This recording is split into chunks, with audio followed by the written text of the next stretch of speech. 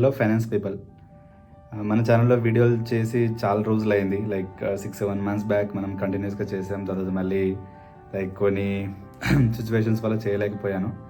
So అయినా కూడా ఆ టైం నుంచి సబ్స్క్రైబ్ చేసుకున్న వాళ్ళు లైక్ స్టిల్ కంటిన్యూ అవ్వడం, లేకపోతే మధ్యలో ఇంకొంతమంది సబ్స్క్రైబర్స్ యాడ్ అవ్వడం చాలా హ్యాపీనెస్ ఇచ్చింది. సో ఎవరైతే స్టాగ్నెంట్గా ఉన్నారో ఫస్ట్ నుంచి వాళ్ళందరికీ చాలా థ్యాంక్స్ చెప్తున్నాను. ఇక్కడ నుంచి కంటిన్యూస్గా వీడియోస్ ఉంటాయి. సో లైక్ ఇంపార్టెంట్ టాపిక్స్ మీద పిక్ చేసుకోవడం, లేకపోతే కరెంట్గా ఏదైనా బర్నింగ్ టాపిక్స్ ఏమైనా ఉంటే వాటి మీద కూడా వీడియోస్ చేస్తాం. సో మీ సపోర్ట్ ఎప్పుడూ ఉండాలి. సో కొత్తగా ఛానల్ వచ్చిన వాళ్ళు సబ్స్క్రైబ్ చేసుకోండి. వీడియో కంటెంట్ మంచిగా ఉందనుకుంటే మీ ఫ్రెండ్స్ తోటి, మీ ఫ్యామిలీ మెంబర్స్ తోటి షేర్ చేయడం మాత్రం మర్చిపోకండి. But not all Indians pay taxes twice. That special privilege is reserved for about 2% of the population.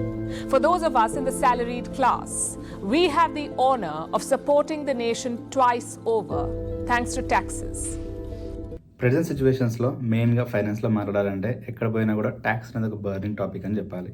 ఎక్కడ పోయినా ట్యాక్స్. ఎందుకంటే మన గవర్నమెంట్ వాళ్ళు ఆ రేంజ్లో మనల్ని ట్యాక్స్ చేస్తున్నారు కాబట్టి. సో కొంతమంది అనొచ్చు, సో బ్రో మేము ఇన్కమ్ ట్యాక్స్ ఏం ఫైల్ చేయట్లేదు కాబట్టి మాకు ట్యాక్స్కి ఏం సంబంధం లేదు అని మీరు అనవచ్చు. లేదు బ్రదర్.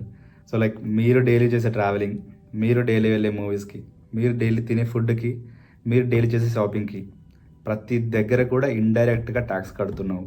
అదే జిఎస్టీ. ఇన్కమ్ ట్యాక్స్ ఒక ఎత్తు అయితే జిఎస్టీ అనేది దానికంటే ట్రిపుల్ టైమ్స్లో కాంప్లెక్స్గా ఉంది. ట్రిపుల్ టైమ్స్లో మనం కడుతున్నాం కూడా. బట్ ఏంటంటే మనకు ఆ పించింగ్ ఏదైతే ఉందో అది మనకు తెలియట్లేదు ఇండైరెక్ట్ ట్యాక్స్లో. అంతే. మీకు అర్థమయ్యేలా చెప్పడానికి ఒక ఎగ్జాంపుల్ తీసుకుందామండి. ఫర్ సపోజ్ మిస్టర్ ఎక్స్ అనే పర్సన్ లైక్ 15 lakhs ప్యాకేజ్ అనుకుందాం ఇయర్లీ. సో టేక్ హోమ్ వచ్చేసి 1,10,000 అనుకుందాం, అన్ని కటింగ్స్ అవన్నీ పోగా. సో ట్యాక్స్ క్యాలిక్యులేట్ చేస్తే, లైక్ ఇన్కమ్ ట్యాక్స్ క్యాలిక్యులేట్ చేస్తే అరౌండ్ 2,32,000 ప్లస్ సంథింగ్ వస్తుంది ఆయనకు ఇయర్లీ ట్యాక్స్ ఏదైతే ఉందో. అది టీడీఎస్ రూపంలో మనల్ని మంత్ తీసుకుంటారు. సో ఓవరాల్గా బ్రాడ్ లెవెల్లో చూసుకుంటే 15 lakhs ప్యాకేజ్ బై అది మంత్లీ 1,10,000 మనోడు టేక్ హోమ్ తీసుకెళ్తున్నాడు. సో ట్యాక్స్ ఏమో 2,32,000 కడుతున్నాడు. సో ఇండైరెక్ట్గా చూసుకుంటే లైక్ 12 months పీరియడ్లో 10 months మాత్రమే తన కోసం కష్టపడుతున్నాడు. 2 months మాత్రం గవర్నమెంట్ ట్యాక్స్ పే చేయడానికి, అంటే ఇండైరెక్ట్గా గవర్నమెంట్ కోసం పనిచేస్తున్నాడు. ఇది బానిసత్వం కాదా, ఇది బలాత్కరించడం కాదా అని సగటు ట్యాక్స్ పేయర్ యొక్క ఆవేదన. సో లైక్ మీరు అనొచ్చు, అదేంటి బ్రో మరి గవర్నమెంట్ ట్యాక్సెస్ కలెక్ట్ చేయకపోతే మన లైక్ కంట్రీని ఎలా రన్ చేస్తారు, లైక్ మనందరికీ లైక్ ఇవ్వాల్సినవన్నీ ఎలా ఇస్తారు అని అడగవచ్చు. ఎస్, ఆ విషయంలో పాయింట్ ఉంది. సో మనం మెయిన్గా ఒక 4 విషయాల గురించి మాట్లాడుకుందాం. అంటే గవర్నమెంట్ మన దగ్గర నుంచి ఇంత ట్యాక్సులు ఇంత తీసుకున్న తర్వాత మనకు వాళ్ళు న్యాయం పరంగా చూసుకుంటే, అంటే న్యాయబద్ధకంగా చూసుకుంటే మనకి ఇవ్వాల్సిన మెయిన్గా బేసిక్ 4 క్వాలిటీస్ చూద్దాం. బేసిక్ 4 థింగ్స్ చూద్దాం. లైక్ దాని మంచి ఎడ్యుకేషన్ సిస్టమ్, ఒక మంచి రోడ్ సిస్టమ్, ఒక మంచి మెడికల్ ఫెసిలిటీస్, అలాగే skills enhancement for better jobs. ఇవే మాట్లాడదాం. ఇంతకు మించిగా చెప్పాలంటే గవర్నమెంట్ చేయాల్సిన చాలా పనులు ఉన్నాయి. బట్ బేసిక్గా ప్రతి ఒక్కరు ఎఫెక్ట్ అయ్యే ఈ 4 విషయాలు మాత్రమే మాట్లాడదాం. దీంట్లో వీళ్ళు యాక్చువల్లీ ఎంత ఇవ్వాలి, మనకి ఎంత ఇచ్చారు, మనం తీసుకున్న దానికి దీనికి ఏమైనా ప్యారిటీ ఉందా, బ్యాలెన్స్ ఉందా అన్న విషయం మనం మాట్లాడుకుందాం. ఫస్ట్ ఎడ్యుకేషన్ గురించి మాట్లాడదాం. ఎడ్యుకేషన్ పాయింట్ ఆఫ్ వ్యూలో మాట్లాడితే వామ్మో మన వాళ్ళు చాలా కాంట్రిబ్యూట్ చేస్తున్నారు అని చెప్పొచ్చు.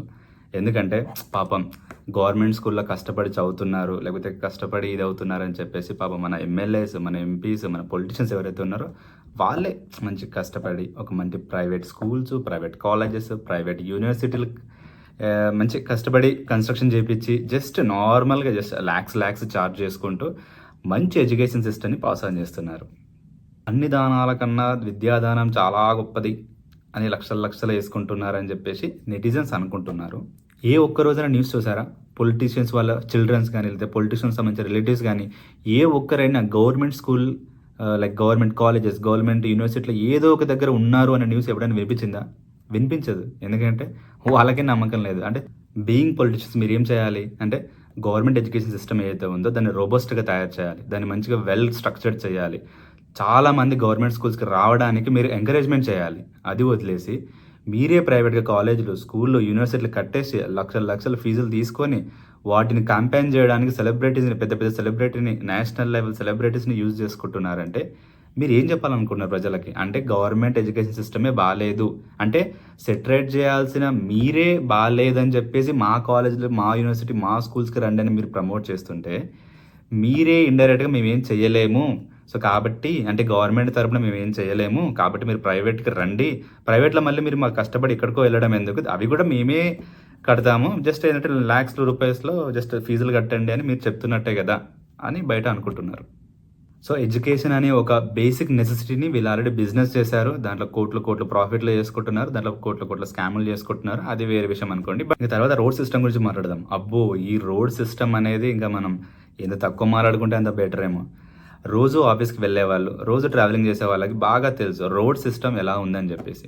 వరల్డ్లో ఉన్న వర్స్ట్ రోడ్ సిస్టమ్ మొత్తం మన దగ్గరే ఉంది.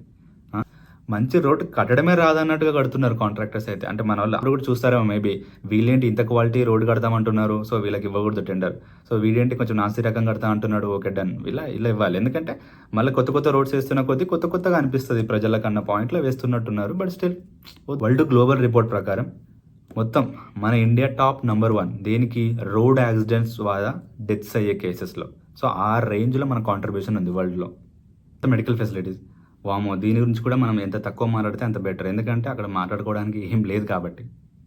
ఎకనామిక్ సర్వే 2023 ప్రకారం ఏంటంటే మన ఎంటైర్ జీడిపిలో మనం జస్ట్ 2.1% ఇచ్చాం దేనికి, మెడికల్ ఫెసిలిటీస్ కోసం ఎంటైర్ నేషన్లా. ఇక్కడ కూడా మనం పొలిటీషియన్స్ కాంట్రిబ్యూషన్ చాలానే ఉందనుకోండి, వాళ్ళ private clinics, private hospitals construction చేసి జస్ట్ నామినల్గా ల్యాక్స్ ఛార్జ్ చేస్తూ వాళ్ళకి ఏదైనా చిన్న లైక్ జ్వరం వస్తేనే వాళ్ళు యశోద అది ఆ రేంజ్కి వెళ్ళిపోతున్నారు. ఎందుకు అంటే జ్వరం వచ్చినా చూపించుకోలేనంత వర్స్ట్ పొజిషన్లో ఉందా మెడికల్ ఫెసిలిటీస్ అనేవి వీళ్ళు ప్రొవైడ్ చేసినవి? ఆలోచించుకోవాలి వాళ్ళే. ఇంకా ఈ తర్వాత skills enhancement for jobs. So ఇది విషయం మనం పొలిటీషియన్ అడిగామనుకోండి, స్కిల్సా జాబ్సా అంటే ఏంటి అన్న కూడా అనవచ్చు. ఎందుకంటే ఫస్ట్ థింగ్, మెజారిటీ పొలిటీషియన్స్కి అందరూ సరిగ్గా సిగ్నేచర్ చేయడం కూడా రాదు, వీళ్ళందరూ పొలిటీషియన్స్ అయిపోతారు. అక్కడికి వెళ్ళి పార్లమెంట్లో ఏదైనా వీళ్ళు ఏమైనా చేస్తారా అంటే అది ఏముండదు. రఫ్గా 5-10 మంది దేని గురించో అంటే బడ్జెట్లో కానీ లేకపోతే ఏదైనా ఒక బిల్లు విషయంలో గట్టిగా కంటెంట్తో మాట్లాడే వాళ్ళు ఒక 5-10 మంది ఉంటారు. మిగతా వాళ్ళంతా జస్ట్ చాయ్ సమోసా కోసం వెళ్తారు, అది వేరే విషయం అనుకోండి. సో ఇట్లాంటి వాళ్ళ దగ్గర నుంచి మనం స్కిల్స్ ఎన్హాన్స్మెంట్ ఫర్ జాబ్స్ లేకపోతే జాబ్స్ క్రియేషన్ ఎక్స్పెక్ట్ చేయడం కూడా తప్పే. బట్ స్టిల్ మన డబ్బులు వాళ్ళు తీసుకుంటున్నారు కాబట్టి మనం వాళ్ళ నుంచి ఎక్స్పెక్ట్ చేస్తాం కదా మినిమం లెవెల్లో. అనవసరమైన కాలేజీలు, అవసరం లేని డిగ్రీలు, జాబ్కి సెట్ కానీ స్కిల్స్, వీటితోటి మన ప్రజెంట్ జనరేషన్ ఉంది. జాబ్కి తగ్గ డిగ్రీ ఎవరికి లేదు, డిగ్రీకి తగ్గ జాబ్ ఎవరు చేయట్లేదు. ప్రజెంట్ సిచ్యువేషన్ ఎంత వరస్ట్గా ఉందంటే టాప్ హైయెస్ట్ ఐఐటీస్లో కూడా చదివి పాస్ అయిన వాళ్ళకు ప్లేస్మెంట్స్ దొరకట్లేదు. అంటే ఆ రేంజ్లో అన్ఎంప్లాయ్మెంట్ జరుగుతుంది. మరి ఆ రేంజ్లో అన్ఎంప్లాయ్మెంట్ ఉన్నప్పుడు స్కిల్స్ ఎన్హాన్స్మెంట్ మీద ఎంత ఫోకస్ చేయాలి, దాని మీద. ఇప్పుడు మీకు 15,000, మీకు 18,000, మీకు 15,000 అనడం కంటే మీ ఇంటికో జాబు, మీ కొడుకో జాబు, మీ కూతురుకో జాబ్ అనొచ్చు కదా, అన్నరే అని బయట అనుకుంటున్నారు. అంటే మనకు లాంగ్ టర్మ్ కాన్సెప్ట్లు వద్దు. అంటే ఒక ఇంట్లో ఒక పర్సన్కి జాబ్ వస్తే ఫ్యామిలీ మొత్తం సెట్ అవుతుంది అన్న కాన్సెప్ట్ కూడా తెలియకుండా జస్ట్ క్యాష్ ఇస్తే చాలు మనల్ని హోటల్ వేసేస్తారు అన్న పాయింట్ వాళ్ళే దిగజారిపోయారు, మనం దిగజార్చుకున్నాం. ఇన్ని జరుగుతున్నప్పుడు మిడిల్ క్లాస్ వాళ్ళ పొజిషన్ ఏంటి అంటే అక్కడ గవర్నమెంట్ సరిగా తీసుకొని మన దగ్గర నుంచి కలెక్ట్ చేస్తున్న వాటికి సరిగా ఫెసిలిటీస్ ఇవ్వక మన దగ్గర ఉన్న డబ్బులతో ప్రైవేట్లోకి వెళ్ళి మళ్ళీ ఇల్లు నడుపుకొని ఇవన్నీ అయిన తర్వాత సేవింగ్స్ అనేవాటి చాలా కామెడీగా అనిపించట్లే. ఒకసారి ఆలోచించండి. వచ్చిన ప్రతి ఇయర్ మిడిల్ క్లాస్ వాళ్ళు ఏదో అంటే అన్ఎక్స్పెక్టెడ్గా అయినా సరే మిడిల్ క్లాస్ వాళ్ళు ట్యాక్స్ తక్కువ కడతారు అన్న న్యూస్ చూద్దామని చెప్పి చాలామంది వెయిట్ చేస్తుంటారు. అది అలా ఆశించిన ప్రతిసారి మూత మోగిస్తూనే ఉన్నారు. ప్రతిసారి ట్యాక్స్లు పెరుగుతున్నాయే తప్ప ఏ సంవత్సరం కూడా ట్యాక్స్ తగ్గింది లేకపోతే ఈసారి కొంచెం రిలీఫ్ ఉంది అన్నమాట ఎప్పుడూ వినిపించదు. వచ్చే ఏదో ఒక్క బడ్జెట్లో అయినా సరే మిడిల్ క్లాస్ వాళ్ళకి కొంచెం రిలీఫ్గా ఉండే మ్యాటర్స్ ఉంటాయని ఆశిస్తూ అంతవరకు సైనింగ్ ఆఫ్ మీ సి మంజునాథ్.